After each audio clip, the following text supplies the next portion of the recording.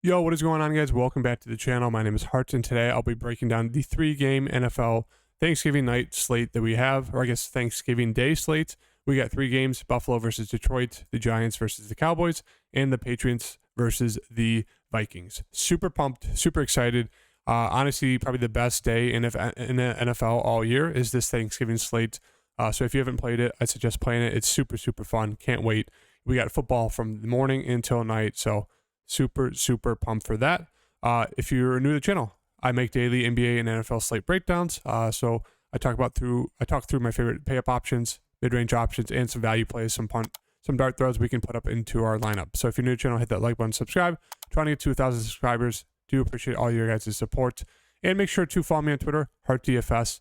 I'm making Patreon posts now, 100% free. That's right, as I said, 100% free. As you can see, I put up an NBA cheat sheet where I go over my favorite pay-up options, my favorite stud plays, my building blocks, my value plays, all that good stuff. I'll start doing it for the NBA, NFL, 100% free, as I mentioned. So definitely check that out. And, throw me a Patreon follow if you feel like it. Once again, 100% free. Now let's get into my favorite plays for this Thanksgiving Day slate. Okay, so a little pre-information.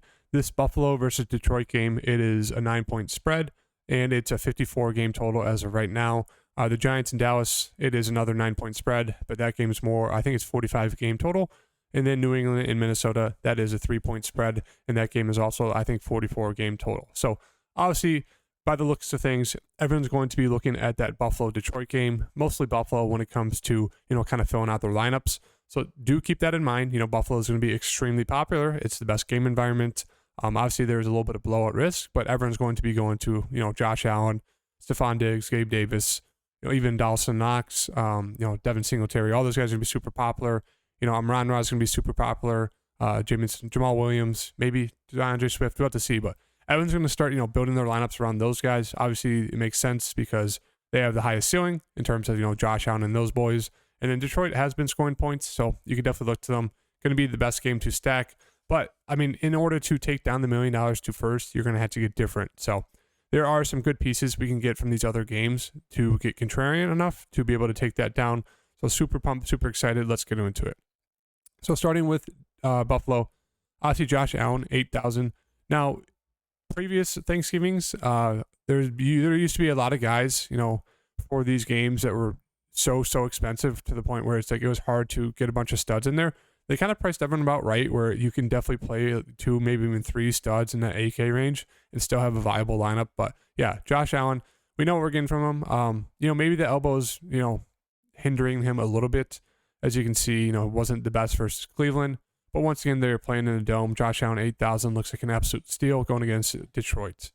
In terms of running backs, Singletary, 5,700. He looks solid. He looks like a decent, he looks like the best piece, I'd say, tied for Dawson Knox in terms of if you want to get someone on this Buffalo Bills team that is, going to have a role in the offense, does have some upside, and it's not going to be super chalky. Now, they will carry some ownership, but he looks very solid there.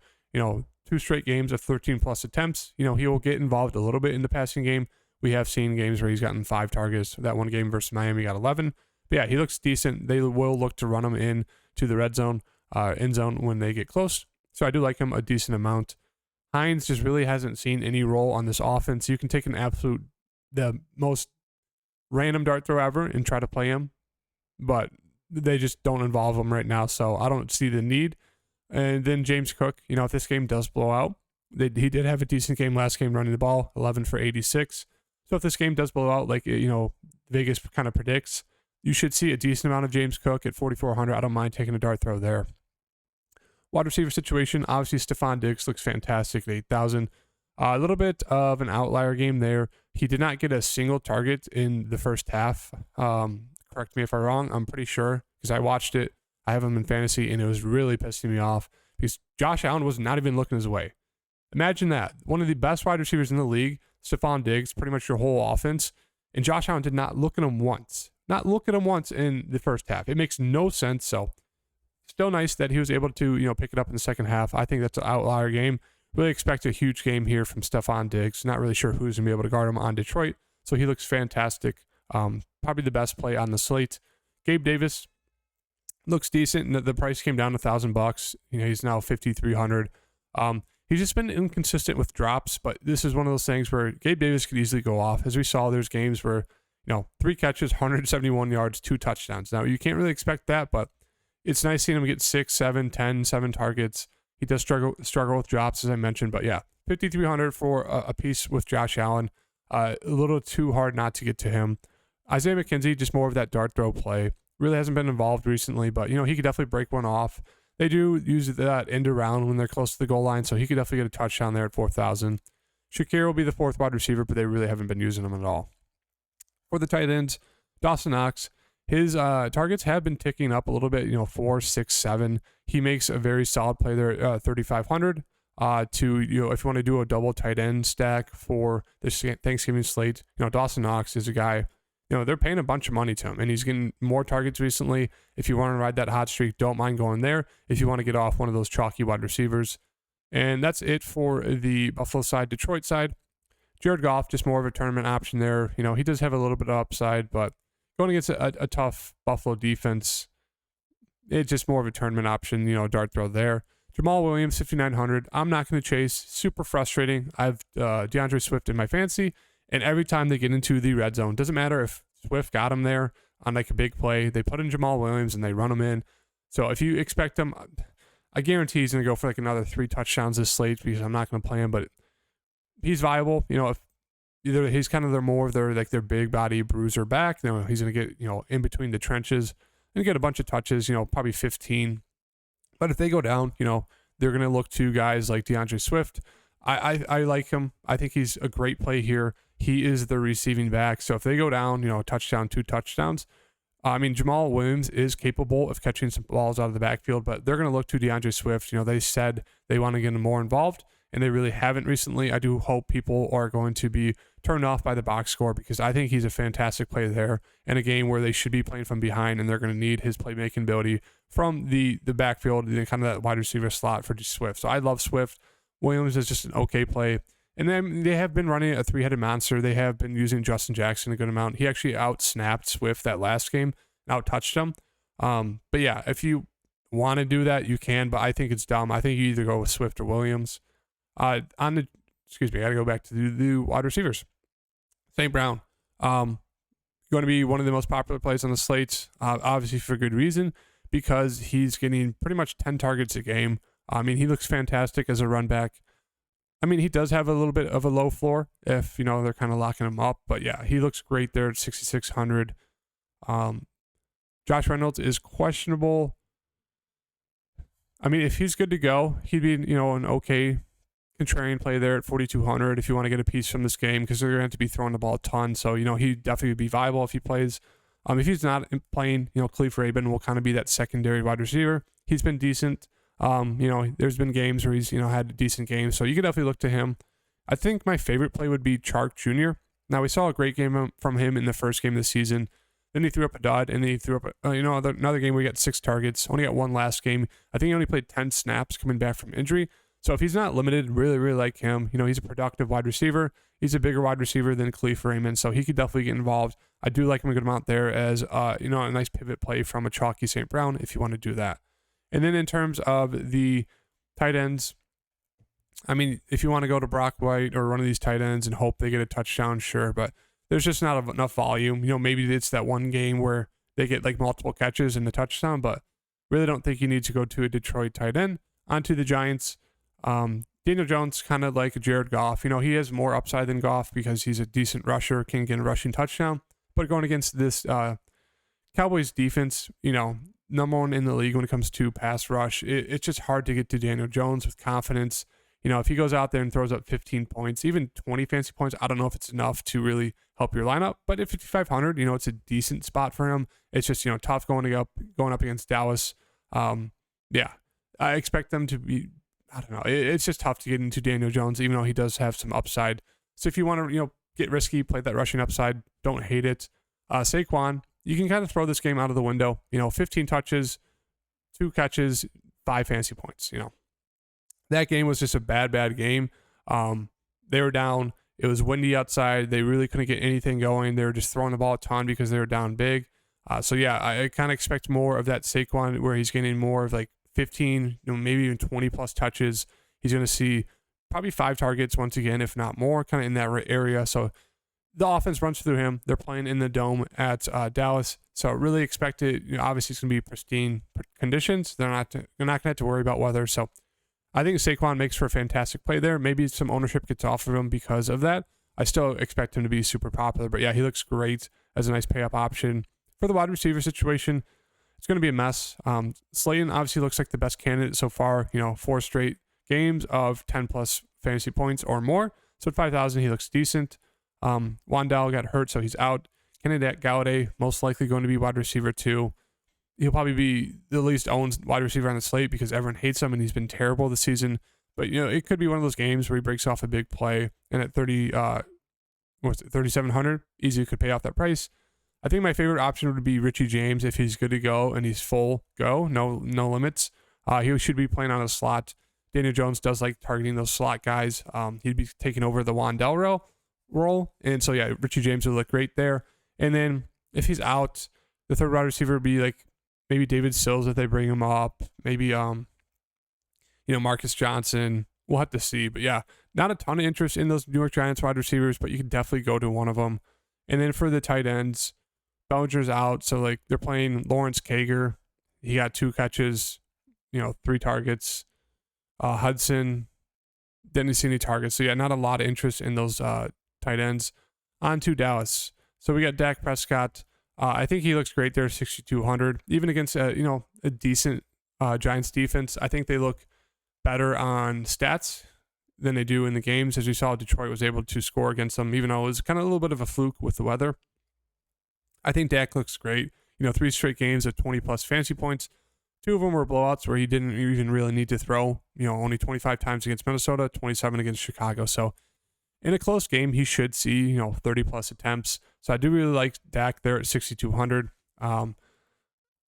Running back situation, everyone's going to go to Pollard. He's been the more explosive back. As you can see, past 3 games, he's been fantastic. 15-plus rushes pretty much in every one. 6-plus targets in the past 2. Versus Green Bay, obviously Zeke was out. In this last game, Zeke was in, but he still was the better option. So I think a lot of people are going to flock to that. I don't mind Tony Pollard. I just know if I don't play him, he's going to go for 40. If I do play him, he's going to get like 10. So I think he looks decent there, obviously. If Zeke's good to go, I don't mind him as a contrarian play at a running back there at 5,800. Doesn't have a huge ceiling as we've seen so far, but he's going to get those attempts, 15 pretty much in every game he's played so far this season. He will get some goal line work.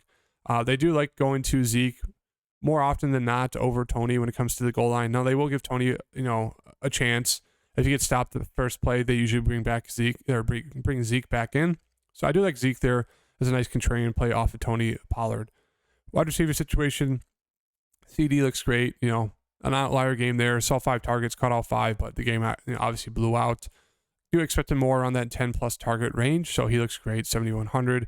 I like Gallup a good amount. I know he really hasn't shown it or flash, a huge upside yet, but 6 targets, 7 versus Green Bay. If this game was closer, I do think Gallup would have seen close to 10 targets. He got 3 targets in the first drive, caught 2 of them.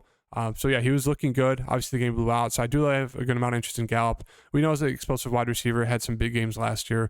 No, Brown's just kind of there. Really prefer getting to the other 2 wide receivers. And then for tight end, love Schultz. I've been all over him the past few weeks. He's been great. 13, 17. Once again, game blew out. So he should see, 7, 8, maybe even closer to 10 targets if the game's close. Love him there. And then moving on to New England and Minnesota, we got Mac Jones, obviously the worst looking quarterback on the slate. If you want to go to him, you can. But really, I just don't know how he's going to get there when they're more of a running team and they rely on their defense.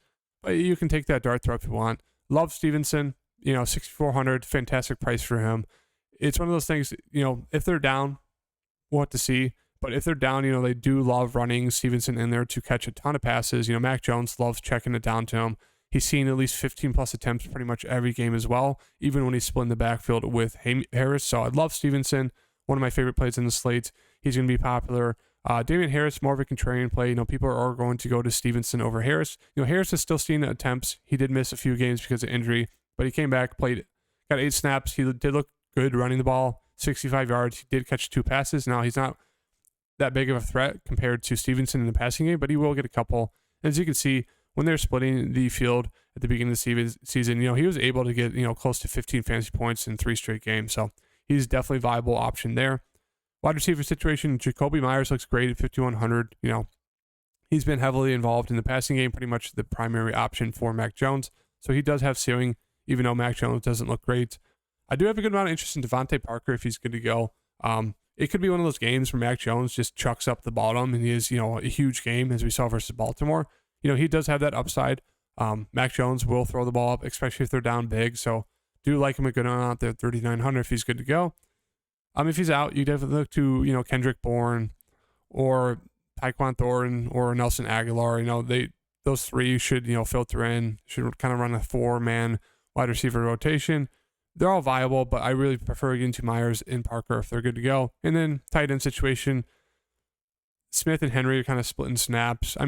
There's upside with both of them. They could get a red zone target and a touchdown. They're very cheap, so it could definitely work out, but I don't know if I'm going to get to either one. And then Minnesota, Kirk Cousins looks like kind of tied to when it comes to, best quarterback options on the slate, even against a tough New England defense.